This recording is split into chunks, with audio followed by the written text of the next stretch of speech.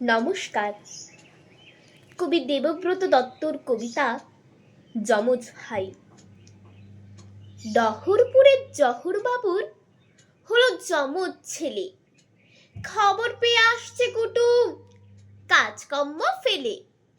যমজ দেখে পাড়াপড়শির নানা রকম রব। কেউ বা বলে একটা সচিব অন্যটা সৌরভ। দনিপুরের দিদা বলেন হয়েছে কখন ভোর, তাহলে দেখ একটা রবি আরেকটা কিশোর। ফোকলা দাদু হেসে বলেন আমকে মালাপুর, একটা দেখি রবীন্দ্রনাথ অন্যটা নজরুল। মোহনপুরের মামি বলেন রক্ষা করো ঠাকুর, একটা করো সত্যজিৎ অন্যটা রাজ কাপুর। পেটপুরের পিসেমশাই পেয়েছে নাকি আভাস গান্ধীজির স্বভাব পাবে, একটা পাবে সুভাষ।